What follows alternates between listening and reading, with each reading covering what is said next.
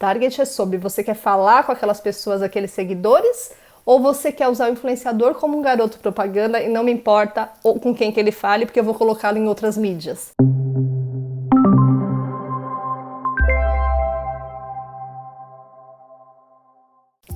Olá, tudo bem? Eu sou a Daniela Ferreira, eu estou aqui hoje a convite do IAB para dar uma aula de influência digital. Basicamente, nós vamos discutir quais são os 10 pontos necessários para planejar uma ação de influência.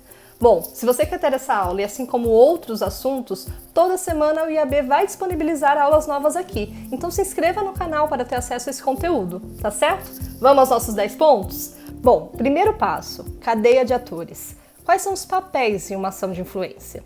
Bom, o primeiro papel é o anunciante, quem tem um problema de comunicação, objetivo investimento e vai usar a influência como ferramenta de comunicação. O segundo papel é a agência de comunicação. Parceiro desse anunciante não cuida só da influência, é um parceiro estratégico, então toda a questão de comunicação está aliada junto com o anunciante. O terceiro papel é a empresa especializada em influência digital.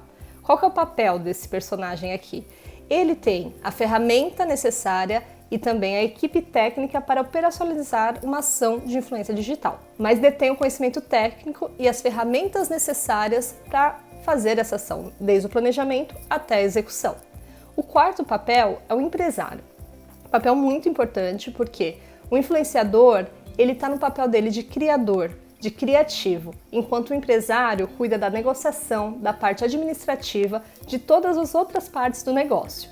Existe um outro papel que ninguém lembra e pouca gente conhece, que é chamado network. O que é o network? Imagina o seguinte, eu vou usar a Gabriela Pugliese de exemplo. Ela tem o Instagram dela, ela tem as outras redes dela, administradas por ela e pelo empresário dela, que é a MAP. A partir do momento que a gente for trabalhar no YouTube, existe um produtor que produz o canal dela no YouTube. E eu preciso considerar esse produtor numa negociação, se é aquele canal que eu quero usar. Então, o network, eu vou usar outro exemplo que eu gosto bastante.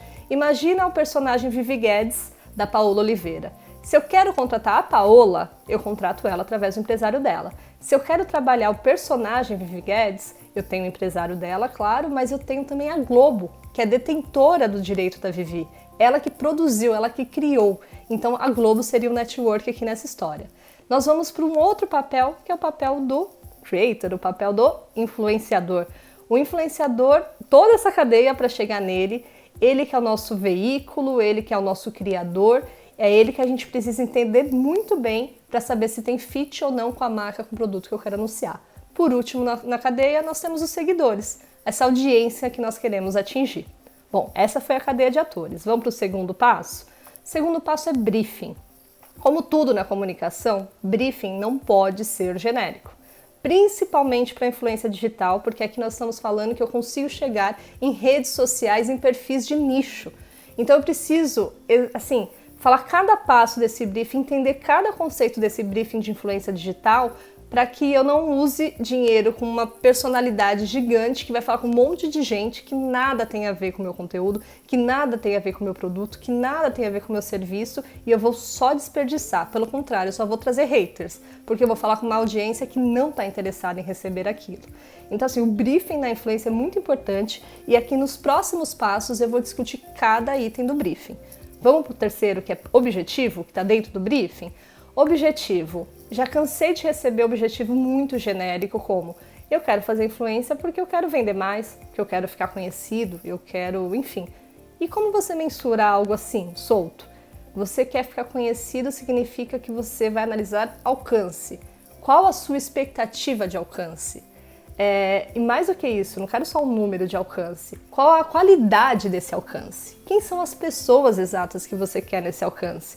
Porque eu prefiro atingir, se for um produto nichado, um número restrito de pessoas, mas que todo mundo vai entender minha mensagem, meu conteúdo, vai interagir comigo e até comprar, se for meu objetivo, do que falar com uma base de alguém celebridade em que vai ser dispersão para essas pessoas. Então, quando eu digo de objetivo, vamos ter objetivos mensuráveis. Eu quero falar com o maior número de pessoas, então eu vou analisar alcance, eu vou analisar a impressão e vou ter uma meta em relação a isso. Meu objetivo é engajar, eu quero que as pessoas interajam. Legal, daí vem lá um comentário numa postagem feita dizendo linda, maravilhosa. O que isso tem a ver com o seu produto, com o seu serviço? Que tipo de engajamento importa para você? O que é mensurável, o que é importante nesse momento? Então, objetivo parece coisa óbvia, mas eu cansei de receber briefings genéricos, que as pessoas não tinham clareza do objetivo para a influência digital. Então, assim, eu quero vender mais. Legal, como que a gente vai mensurar essa venda? A gente vai dar um cupom, nesse link parametrizado, eu vou saber exatamente as pessoas que usaram esse cupom, que clicaram nesse link. Enfim, todo o objetivo de influência, eu preciso partir dele e eu tenho que descer exatamente como eu vou mensurá-lo. Só assim eu vou achar os perfis corretos e que trarão o benefício no final, tá? Vamos para o quarto item, que é target. Nossa, parece que eu só tô falando de coisa óbvia aqui. Mas eu selecionei 10 passos que são onde a gente comete os maiores erros em influência digital. Por quê? O que a gente recebe de target quando a gente recebe um briefing de influência? Eu quero falar com 25 mais São Paulo. Legal. E daí eu quero lançar, por exemplo, um chocolate cheio de açúcar maravilhoso, do jeito que a gente gosta, e daí uma ferramenta de inteligência artificial vai me dizer que eu tenho que usar a Pugliese, porque 25 mais São Paulo é ela que eu vou usar. Entende? Eu tô fazendo um exemplo besta, mais uma vez usei a Gabriela, mas é dizer assim, influência. Se eu chego no nicho do nicho, no conteúdo que as pessoas consomem lá no detalhe, quem é meu target? Com quem que eu quero falar? Demográfico é uma primeira seleção? Sem dúvida. Mas qual é a atitudinal dessa pessoa? O que ela faz? Que tipo de conteúdo ela consome? Quais tipos de hábitos ela tem? E eu vou tentar trazer no influenciador ou alguém que tem aquilo, se eu quiser usar o influenciador como uma persona, como quase que um garoto propaganda, que traga aquelas coisas, ou mais importante, se eu tô falando de target, eu tenho que entender quem são os seguidores daquela pessoa, se ele entrega aquilo que eu estou buscando, se ele é a pessoa com quem eu quero falar. Eu cansei de receber briefings em influência digital em que a pessoa escolhia o influenciador pelo que ela acreditava na pessoa física, e ela nem analisava quem seguia. Então, assim, veja bem, target. Target é sobre você quer falar com aquelas pessoas, aqueles seguidores, ou você quer usar o influenciador como um garoto propaganda e não me importa com quem que ele fale, porque eu vou colocá-lo em outras mídias. Faça essa análise, faça esse pensamento, porque eu já vi muita gente cometer erro de escolher o influenciador por gosto pessoal e esquecer do target, esquecer com quem que aquele influenciador fala no final das contas, tá? Bom, vamos para o nosso quinto passo agora, que é falar sobre os assets. O que são os assets? Você já tem uma expectativa do que você quer que esse influenciador gere de conteúdo? Ou você tem um conteúdo pronto, você já investiu em produção em outras mídias e você gostaria que esse conteúdo fosse repassado, veiculado, enfim, por esse influenciador. É muito importante entender o conteúdo porque até na escolha do influenciador correto passa por conteúdo. Nem todo influenciador é creator, nem todo influenciador vai aceitar um conteúdo pronto. Isso porque ele é a pessoa que mais entende da audiência dele, dos seguidores dele. Ele sabe o que aquelas pessoas querem consumir de conteúdo. Então, muitas vezes ele vai dizer, na minha timeline, aqui no meu feed, só o que eu produzo com a minha curadoria, com a minha produção. Isso está certo, porque as pessoas que o seguem por algum motivo. Ao mesmo tempo, tem outros que não. Eles entendem que eles têm uma vitrine e eles precisam receber conteúdos já pronto para compartilhar. Cada caso é um caso. Hoje, celebridades viraram influenciadores. Jogadores, esportistas viraram influenciadores. E você não espera que um esportista escreva ou crie um roteiro, né? Ele está em outra área, ele está usando ali aquele canal pela influência que ele tem na pessoa física dele, vamos chamar assim. Ele conquistou, né, na rede social seguidores, pessoas que gostam do que ele é profissionalmente. Então a gente tem que separar.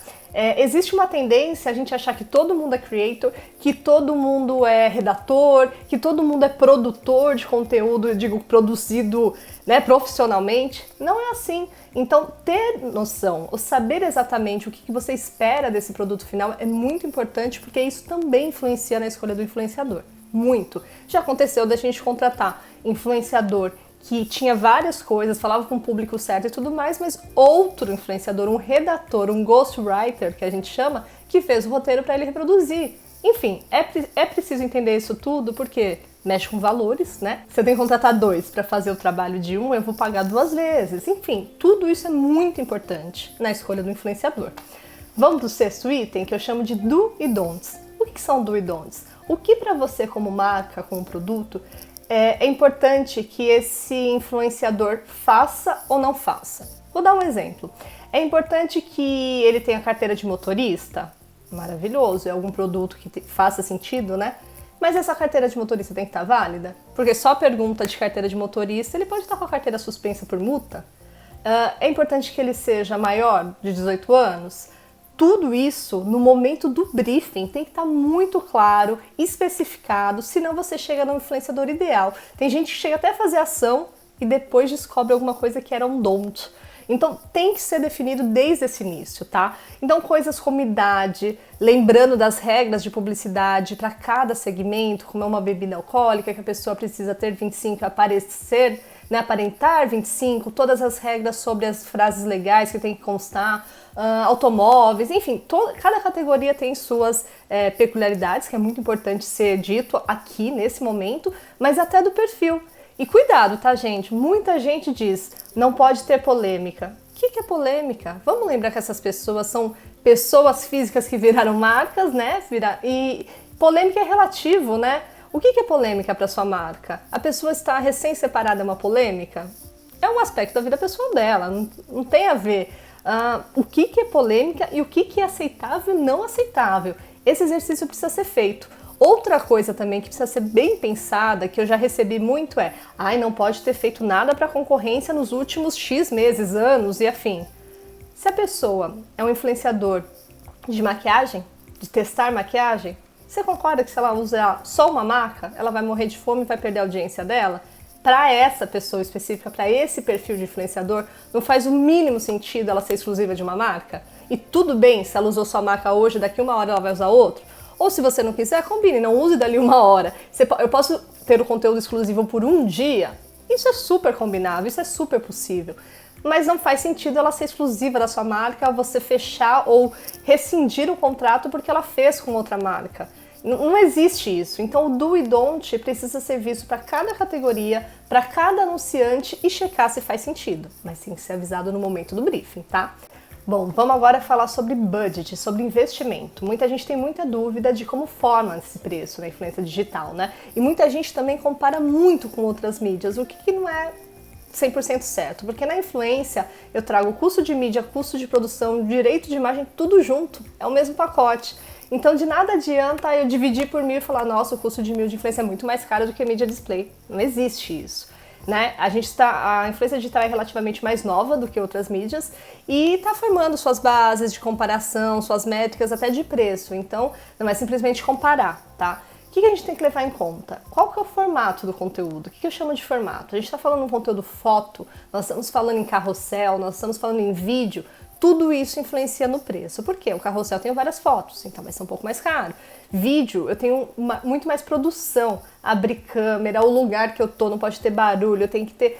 Tudo leva mais tempo e leva uma qualidade diferente de produção de conteúdo, ele vai ser mais caro. A forma também como você vai usar esse conteúdo na rede social, o que eu quero dizer disso? Você vai impulsionar esse conteúdo? Se você impulsionar, vai ser mais caro. E tem gente que fala, como assim? Claro, é a mesma coisa de eu anunciar na televisão, num programa na madrugada de baixa audiência, é um custo. Se eu for anunciar em horário nobre e atingir muito mais gente, é outro custo. É a regra do impulsionamento. Então ele vai te cobrar mais caro a partir do momento que você impulsionar. Outra coisa também é você pegar o conteúdo do influenciador da rede social dele e colocar nas suas redes sociais. A partir dali você está usando a imagem dele e custa por direito de imagem. E assim por diante. Então, o que você fizer, a forma que você vai usar esse conteúdo, vai influenciar no preço. Stories, é sequencial ou não é sequencial? Influencia no preço. Por quê? Porque se for sequencial, eu abro minha câmera aqui, eu faço. Eu levei, sei lá, meia hora para isso. Se não for sequencial, mudar inclusive a hora do dia, eu vou ficar parando ao longo do dia, o que eu farei em meia hora, eu vou fazer em 1 hora. Enfim, tudo isso influencia. E claro, o tipo de perfil do influenciador. Se ele é uma celebridade, só de direito de imagem, não me importa se é só um stories. Eu já vou pagar muito mais caro do que eu vou pagar para um influenciador nichado, menor, né? Tudo isso a gente tem que colocar na balança. Bom, próximo item aqui a gente vai falar de seleção e estratégia. Como funciona a seleção de um influenciador? Bom, tudo que a gente falou de briefing aqui até chegar nesse ponto é o que vai influenciar qual que é o meu objetivo, o que tipo de métricas que eu vou analisar, o tipo de asset que eu tenho, o meu target com quem eu quero falar, do e don'ts que já vão pré-selecionar esse influenciador. Tudo isso eu vou selecionar. Porém, tem muita gente que fala, mas já tem plataformas, ferramentas que fazem, né, que selecionam. Não, influência digital é o que a gente chama de high touch, high tech. O que isso significa? Significa que a máquina, a inteligência artificial me ajuda muito em seleção. Então essas empresas que têm as ferramentas, sem dúvida, ajuda muito, porque nós temos milhares e milhares de influenciadores no Brasil, no mundo. Então só o fato dela já pré-selecionar por temas, assuntos, por idade, por gênero, o que eu quiser selecionar, essa pré-seleção já me ajuda muito. Porém, eu preciso sim de pessoas especializadas e uma equipe que entenda para dizer se tem fit ou não com a minha marca, com o meu produto, que é a história que eu dei de exemplo aqui do chocolate com a Pugliese. O perfil atitudinal tem a ver? O histórico dessa pessoa com a marca, o que eu quero que ela fale, vai ter veracidade? O tipo de conteúdo que eu espero gerar, essa pessoa consegue? E não é sobre capacidade não, gente, é sobre diferenças de perfis. Então, tudo isso, para a gente selecionar e fazer uma estratégia de influenciador digital, eu preciso da máquina, mas eu preciso do ser humano para fazer a melhor estratégia. Tem milhares de exemplos de estratégia. Eu já fiz, por exemplo, uma ação de influência, em que eu começava gerando um probleminha em micro-influenciador. Quando o assunto pegava, a hashtag pegava, eu aproveitava e investia num big shot, que a gente chama como se fosse uma celebridade. Pode ser uma celebridade web, pode ser uma celebridade TV, não importa. E me trazia aquele boom, aquele one shot que eu precisava, e eu não tinha dinheiro para sustentar essa celebridade por muito tempo. Então eu voltava para o micro para continuar aqui meu flight. Enfim, eu já fiz de tudo um pouco. Agora, existe uma estratégia certa, uma arquitetura de influência que serve para todo mundo? Não. Depende de quanto dinheiro você tem para investir, depende do seu objetivo. Tem gente que faz campanha só com micro-influenciador e funciona. Então, assim, nós temos que ter a arquitetura toda e a estratégia toda de acordo com o seu objetivo, de acordo com o seu investimento e todos os itens que nós façamos até chegar aqui, tá? Vamos agora para o momento de execução. Tô quase acabando, tá? O que é execução? É para você ficar atento o que você precisa. Você passou pelo briefing, qual que é o seu objetivo, o seu target, os assets, os do e don'ts, quanto você quer investir, já fechou a estratégia e arquitetura de influência digital. O que você tem que estar atento com execução? Primeiro, a parte contratual. E não é simples, por quê? Lembra da cadeia de atores que eu falei no começo? São muitas partes envolvidas, são muitos direitos envolvidos. Eu estou falando de direito autoral, eu estou falando de direito de imagem, eu estou falando na parte de publicidade, o que eu posso ou não falar. Então, assim, se eu trabalho com menores de idade, eu estou falando de alvará. Então, a parte jurídica na execução de influência digital é algo para ficar bem atento. E nós teremos, inclusive, uma aula jurídica aí, que é importante ver, para você saber que tipo de escritório, que tipo de profissional você vai precisar para executar. Influência digital também é sobre acompanhamento. Então, assim, checar se aquilo que foi combinado foi feito da maneira certa, se a frase está correta do jeito que tinha que ser, se a hashtag está correta, esse acompanhamento, se as pessoas estão reagindo bem, estão reagindo mal. É assim, a partir do momento que você postou, você precisa ter um acompanhamento. Faz parte da execução acompanhar isso até o fim. Porque muitas vezes as pessoas, os seguidores vão ter dúvidas que alguém precisa tirar. Às vezes eles vão ter interesse, que é bom você ouvir, estar ali para eles. Não é o que você coloca e esquece. Então a execução, assim, tão importante na parte de operacionalização é jurídico e também esse acompanhamento. São coisas assim, é quase dizer o CS. Eu vou fazer esse acompanhamento de cliente, essa jornada dele até a vida útil desse post. É muito importante, tá? Por fim, meu 10º item que eu quero aqui para acabar com vocês são as métricas. Métricas de influência seguem muito métricas de mídia digital como um todo. Eu estou falando de alcance, de impressão, de engajamento. No engajamento, que são as somas de interações, a gente tem que estar muito ligado à interação de cada rede social. A interação do LinkedIn é bastante diferente da interação do Instagram, que é bastante diferente da interação do TikTok. Então não posso colocar tudo num bolo só e analisar tudo igual. A gente tem que ter o conhecimento do que eu quero como objetivo, qual é a métrica que vai me trazer aquela informação e o que aquela rede social tem para me entregar. Eu não vou me alongar em métricas, porque nós teremos aqui uma aula só sobre métricas, que vale a pena assistir e você conseguir fechar esse ciclo todo. Para mim, o importante é que você entenda que, desde o momento de alinhamento do briefing até o momento da mensuração, tudo isso precisa estar muito claro para você e tudo que eu fui discutindo aqui ao longo, que isso vai te dar o melhor nome, isso vai te dar a melhor ação de influência. Essa foi a nossa aula, espero que vocês tenham gostado do conteúdo. Eu quero agradecer ao IAB pelo convite. E lembrando vocês, essa, assim como outras aulas, estarão aqui disponíveis no canal, então se inscrevam lá. Um abraço, um beijo para vocês. Tchau, tchau!